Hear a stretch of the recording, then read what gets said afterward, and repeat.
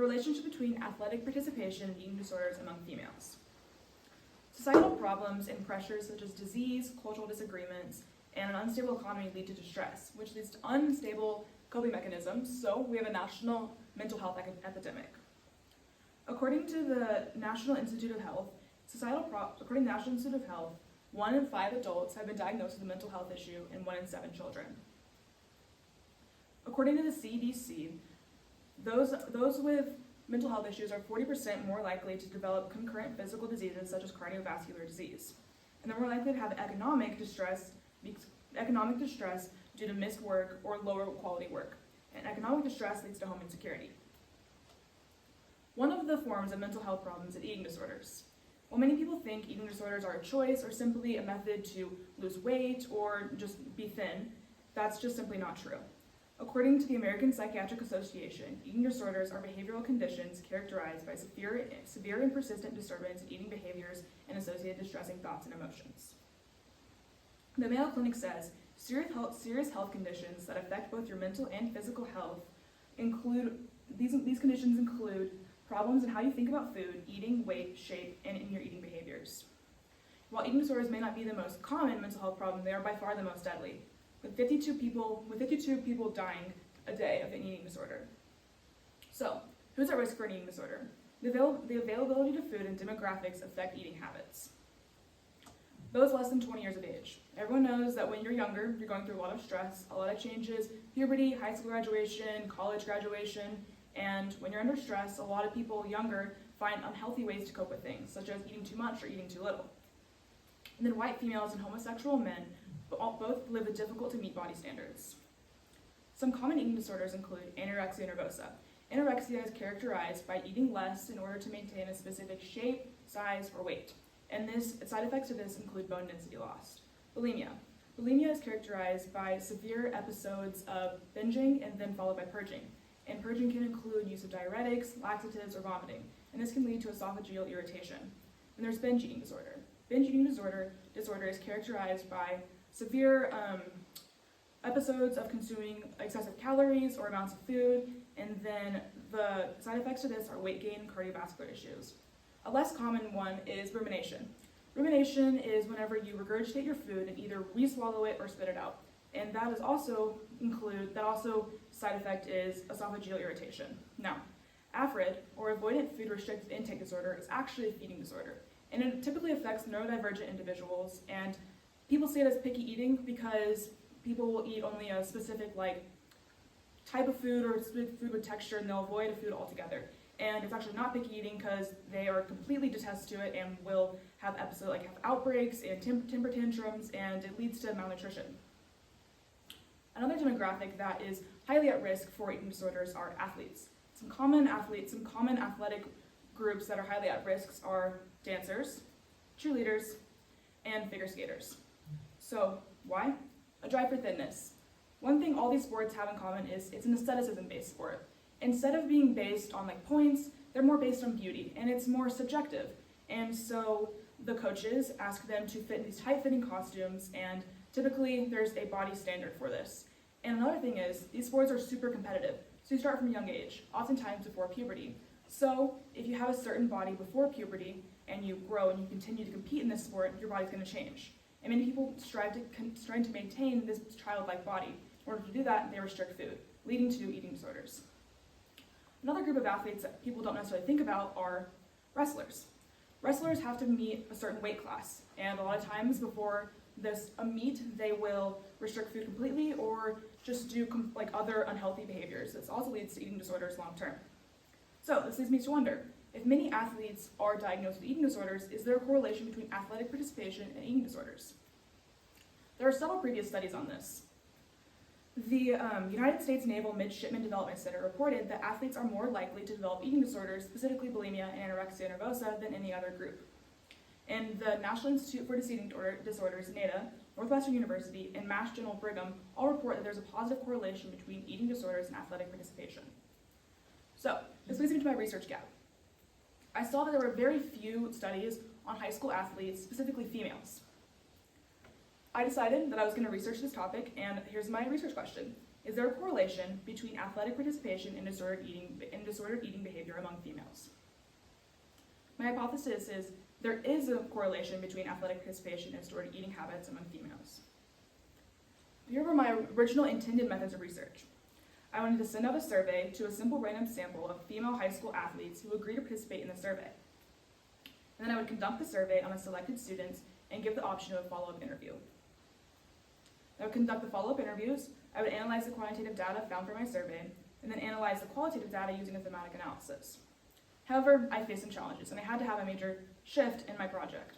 I originally wanted to send out my survey to local high schools, but I found that none of the principals or athletic directors or anybody would give me like the emails or anything like that so I could reach them.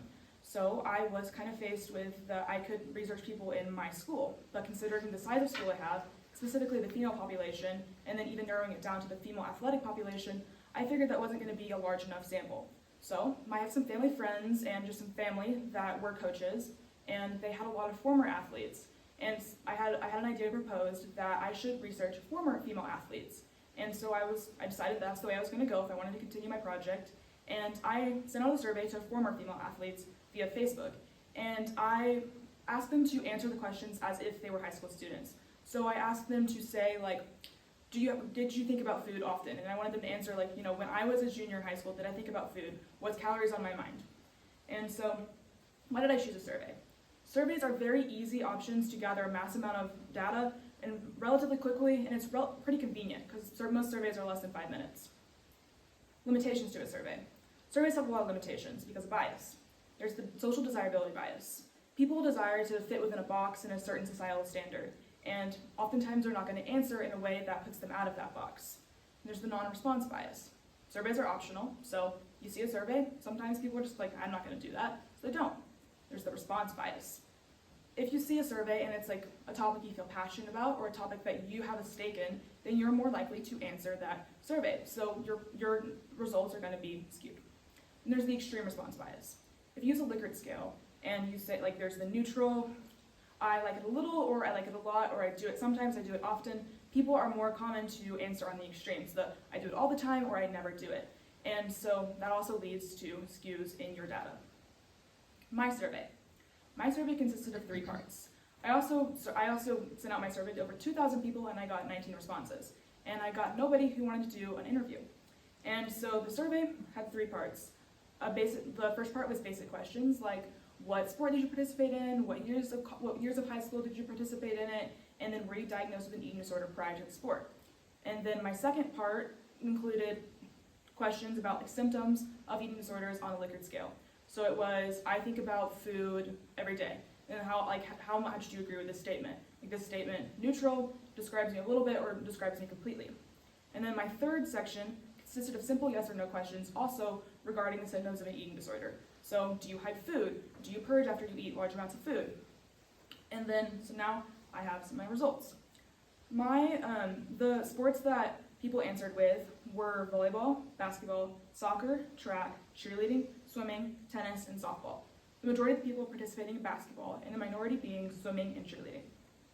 On to some interesting results. When I asked about thoughts about food, many people said that they frequently thought about food.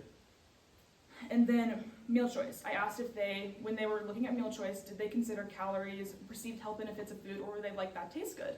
And the majority of them, by a long shot, chose calories. And then caloric burning outside of their sport.